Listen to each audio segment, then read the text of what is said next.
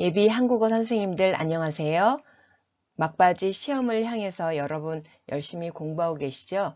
네, 오늘은 응용 언어학 부분을 같이 공부하도록 하겠습니다. 응용 언어학에는 대조 언어학, 그리고 외국어 습득론, 사회 언어학, 심리 언어학 이렇게 네 가지 영역이 모두 담겨 있습니다. 이번 영상에서는 문항수가 조금 적은 사회 언어학, 심리 언어학을 빼고 대조 언어학과 외국어 습득론에 집중해서 진행을 하도록 하겠습니다. 그럼 수업 시작하겠습니다. 본 영상에서 같이 공부하게 될 두 가지 영역은 대조 언어학과 외국어 습득론입니다. 대조 언어학은 말 그대로 두 개 이상의 언어를 비교, 대조하는 학문이 되겠습니다.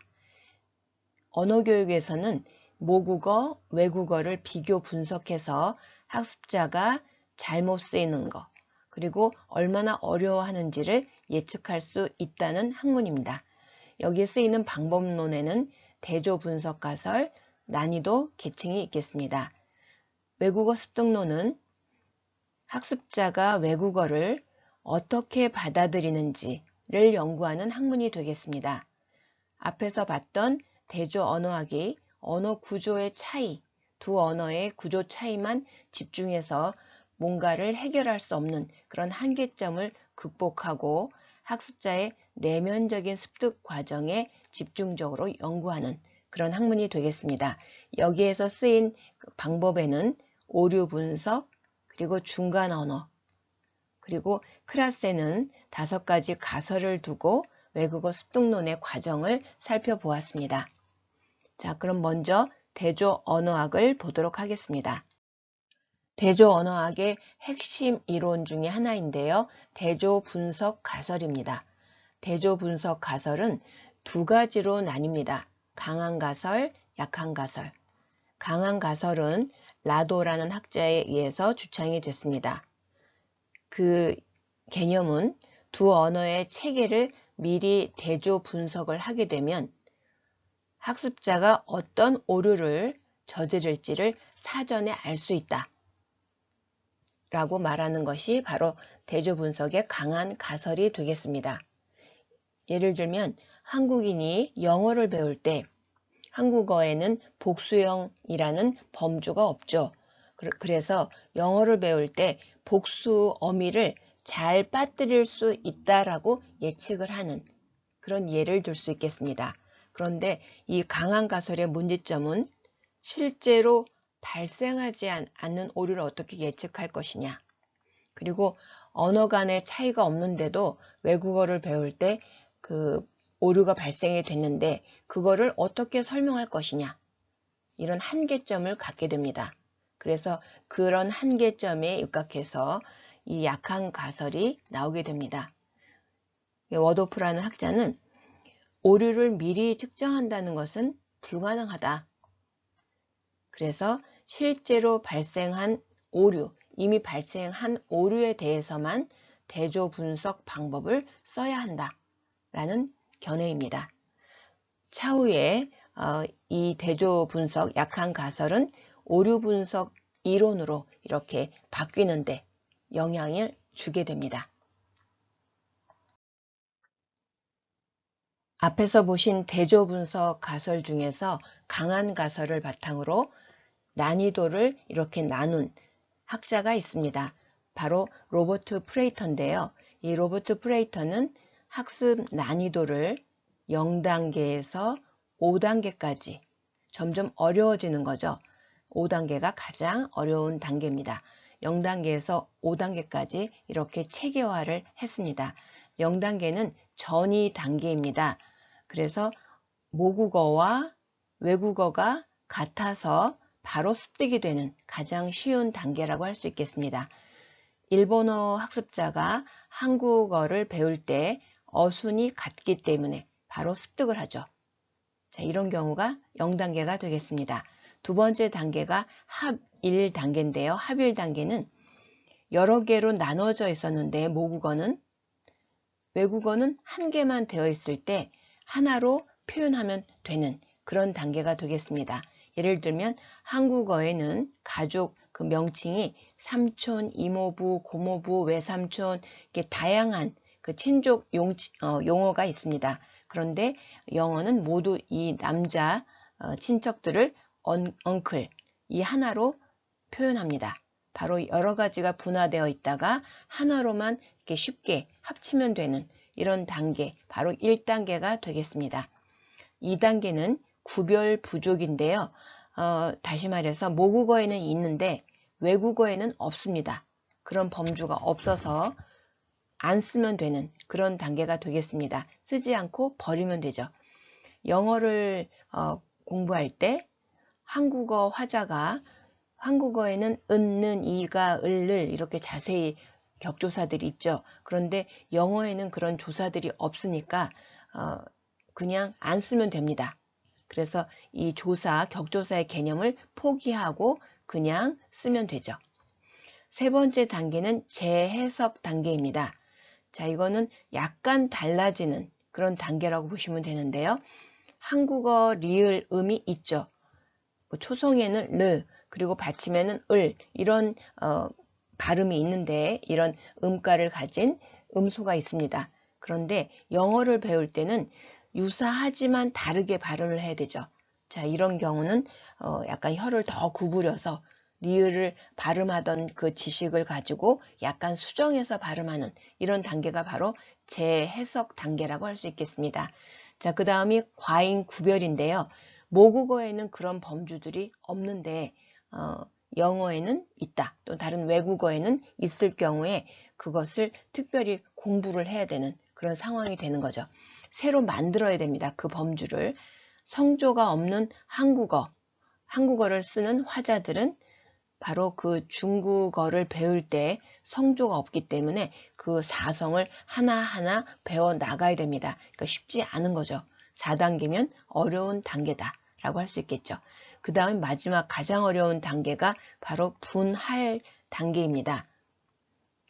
모국어에는 하나만 있는데 외국어에는 그것이 여러 개 나눠져 있을 때 이럴 경우에 그걸 분화해서 공부를 해야 되는 그런 어려움이 존재하죠. 세밀하게 분화를 시키는 영어에는 S가 한국어에는 의미를 파생시킬 수 있는 두 개의 음소 바로 그 시옷과 쌍시옷으로 분할이 됩니다. 이것이 그 영어 학습자가 한국어를 배울 때 쉽지 않은 이유가 되는 거죠. 자, 이렇게 0단계에서 5단계까지 난이도가 분화가 될 수 있다라고 프레이터가 나눴고요. 보통 기출문제에서 이 5단계 분할에 대한 문제들이 좀 자주 나오는 편입니다. 그래서 가장 어려운 난이도, 어떤 것이 가장 어려운지 이 분할 단계를 좀 잘 기억해 두시면 좋겠습니다. 지금까지 본 대조분석 가설은 두 언어의 차이 때문에 오류가 생긴다 이렇게 보았습니다. 그러나 실제 그 언어 교육 현장에서는 언어 차이로만 설명할 수 없는 그런 오류들이 나오게 되었습니다. 그래서 등장한 것이 바로 코더의 오류 분석론이 되겠습니다. 모국어와의 차이만 이렇게 집중해서 볼 것이 아니라 학습자가 실제로 하고 있는 오류를 다 모아서 그거를 직접 분석해보자. 자, 이런 취지로 이 오류 분석론이 시작이 되었습니다. 그래서 앞에서 말한 대조분석 가설의 한계, 예측할 수 없는 것들을 비판하고 학습자가 실제로 범하는 오류, 약한 가설의 근거가 되어서 이제 오류 분석론까지 오게 된 거죠. 실제로 범하는 오류를 수집해서 분석해보자 하는 이론이 되겠습니다. 여기서 말하는 오류는 언어 능력이 부족해서 나타나게 되죠. 능력이 이제 고급 학습자가 되면 이런 오류가 아무래도 줄어들겠죠. 그리고 규칙을 몰라서 보통 생깁니다. 그리고 오류는 혼자 그거를 수정할 수가 없습니다. 그리고 이 오류는 학습자의 언어 체계를 반영합니다. 자, 그래서 오히려 연구를 할 때 이 외국인 학습자가 외국어를 배울 때 오류를 범하게 되면 이 사람들은 어떤 과정에서 한국어를 배우는구나 라는 것을 예측을 오히려 할 수가 있죠. 그래서 학습자가 외국어를 배우는 그 중간 과정, 단계 이런 것이 오히려 오류에 이렇게 묻어 나옵니다. 그래서 그 외국어를 배우는 과정을 오히려 오류를 통해서 알게 되는 좋은 어떤 그 연구의 예가 될 수 있는 거죠.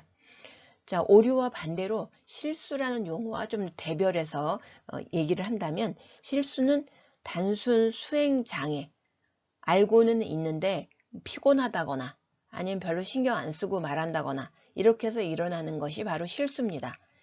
규칙을 알고 있죠. 그리고 뭐가 좀 틀렸네 라고 힌트를 주면 바로 바꿔 쓸 수가 있죠. 자가 수정이 가능합니다. 자, 그리고 이 실수는 일시적인 표현상의 그 실패, 오류와는 완전히 차원이 다른 그런 예가 되겠습니다. 오류 분석론에서는 오류의 원인을 크게 두 가지로 분류하고 있습니다. 먼저 언어 간 오류입니다. 언어 간은 학습자의 모국어 그리고 목표어의 차이로 인해서 생기는 오류입니다.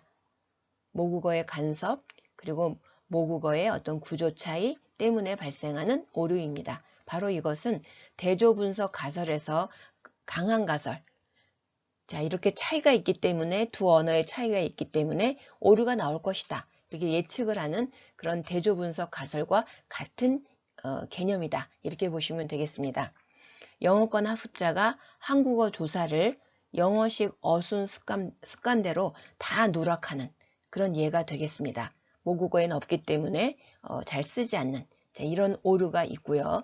두 번째 오류는요. 언어 내 오류입니다. 언어 내라는 것은 모국어가 아니라 이제 그 모국어가 아닌 목표어를 배우죠.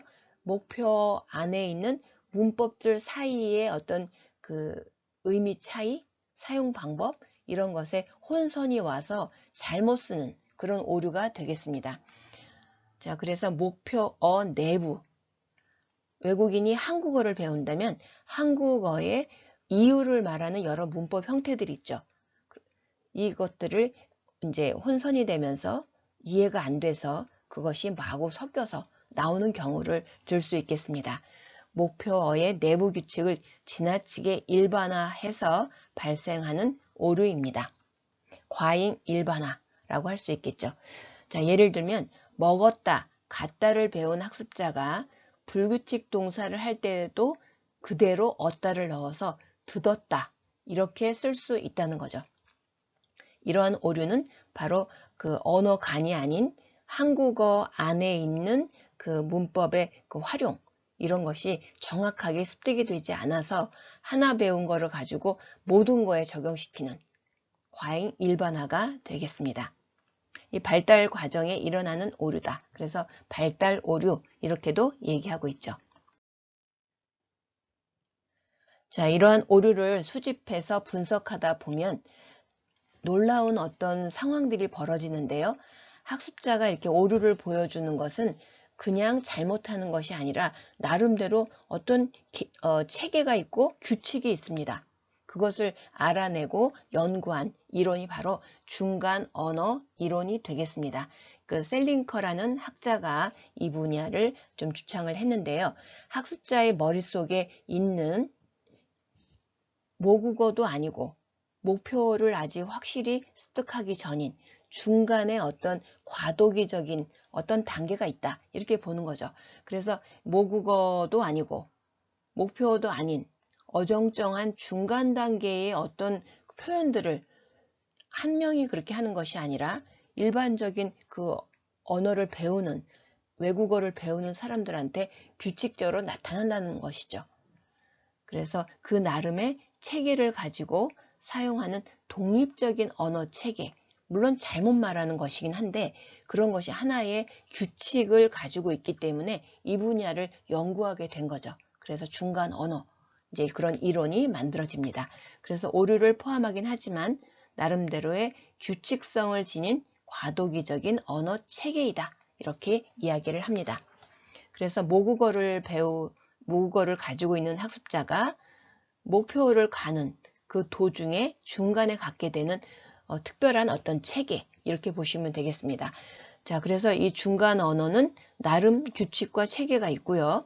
그리고 학습 수준이 올라가면서 계속 다른 모습의 모양으로 변해갑니다. 자, 이런 역동성이 있다. 이렇게 보는 이론이 되겠습니다.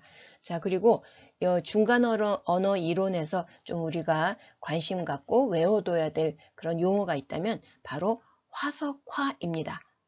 학습자의 그 불완전한 오류 언어 형태가 계속 잘못된 상태로 고급 학습자가 돼도 그 언어를 계속 쓴다는 것이죠. 그런 어휘나 문법을요. 자, 이런 것을 화석화 현상이라고 합니다. 그래서 교육을 아무리 받고 틀렸다고 자극을 해도 그 언어 현장에 가면 또 그렇게 오류를 범해서 완전히 굳어져서 이제는 고치기 힘든 그런 현상을 바로 화석화가 되었다. 이렇게 얘기를 합니다. 그 성인 학습자한테 주로 나타나고 목표어를 사용하는 환경이 부족할 때 이것이 완전히 굳어지게 되죠. 계속해서 그런 목표어를 사용할 수 있는 환경이 되면 좀 천천히라도 그것이 바뀔 텐데 언어는 혼자 배웠지만 사용을 안 하게 되면 그것이 굳어지게 되는 그런 상황이 됩니다. 자, 그래서 이런 용어들을 잘 기억해 두시면 좋겠습니다. 외국어 습득론 관련 학자들은 어떻게 하면은 학습자가 중간 언어 단계에 머무르지 않고 완벽하게 외국어를 습득할 수 있을까? 자, 이런 고민들을 하고 연구를 하게 되었습니다. 자, 이런 연구 중에 크라센이라는 학자는 5대 가설을 제시하게 되었습니다. 먼저 습득 학습 가설입니다. 무의식적인 습득, 그리고 의식적인 학습, 이 두 개는 완전히 구분된다. 그래서 학습이 아무리 많이 누적되어도 습득으로 바뀌지는 않는다 라는 생각이 크라센의 생각이었습니다. 그리고 두 번째 가설로는 입력 가설이 있죠. 입력 가설에서 현재 수준, 다시 말해서 학습자의 그 현재 수준, 학습자가 중간 언어 단계에서 다음 단계로 발전하려면 학습자가 가지고 있는 현재 언어 수준보다 한 단계 높은, 조금 높은, 자, 이런 이해 가능한 입력이 됐을 때 습득으로 이어진다 라는 이야기입니다. 그래서 그 학습자의 수준과 입력이 되는 그 수준이 약간의 차이가 있어야 된다. 그런데 너무 많은 차이가 있으면 안 되겠죠? 그리고 세 번째 가설은 정의적 여과막 가설이 되겠습니다. 자, 이것은 불안감, 동기, 자신감 이런 것이 영향을 준다는 이야기죠. 그래서 불안감이 너무 많을 때는 이렇게 언어 흡수가 잘 안 되지만 불안감이 좀 낮고 그리고 동기와 자신감이 아주 높을 때 이럴 때는 언어가 잘 습득이 된다는 이야기가 되겠습니다. 그래서 이런 환경을 이제 만들어 줘야 된다는 얘기가 되겠죠. 자, 그리고 모니터 가설인데요. 이 모니터 가설은 의식적으로 공부한 학습, 공부를 하는 거죠. 외우고 이제 연습하고 쓰고, 자, 이렇게 된 학습은, 이렇게 만들어진 지식은 말을 할 때 오류를 체크하고 교정하고 자신을 이렇게 위에서 내려다보는 거죠. 오류를 체크하고 모니터링하는 이런 교정하는 감시자의 역할은 할 수 있지만 이런 학습이 결국은 발화를 직접 만들어내지는 못한다 라고 이야기를 하고 있습니다. 자, 지금도 습득과 학습을 엄격히 구분하고 있는 그런 연장선상에 있다라고 볼 수 있겠죠. 자, 마지막으로 자연적 순서 가설이 되겠습니다. 자, 그래서 문법 규칙, 언어 규칙은 가르치는 순서와는 무관하게 정해진 순서대로 습득된다. 그래서 가르치는 순서, 오늘 과거를 배웠으면 내일은 미래형을 배우고 이런 순서, 교재의 순서가 있다면 그거와 상관없이 인간의 머릿속에는 이미 정해져 있는 자연스러운 일정한 순서가 있다라고 해서 그 언어를 받아들이는 그 순서대로 그 언어는 습득이 되는 것이다. 그래서 가르치는 순서대로 그것이 쌓이는 것이 아니라 결국은 인간의 머릿속에 있는 어떤 순서에 의해서 습득이 정해진다라는 가설을 제시하였습니다.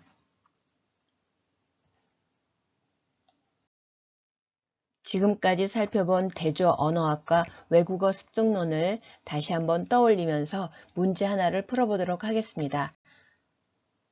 오류 분석 가설에 관한 설명으로 옳지 않은 것을 고르시기 바랍니다. 자, 시간 5초 드리겠습니다.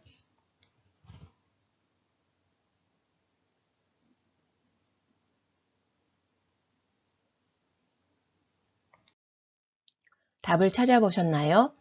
네, 답은 4번이 되겠습니다.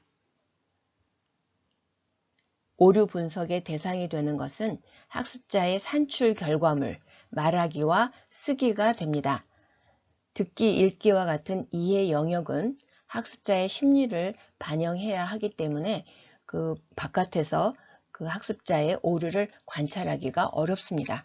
그래서 답은 4번이 되겠습니다.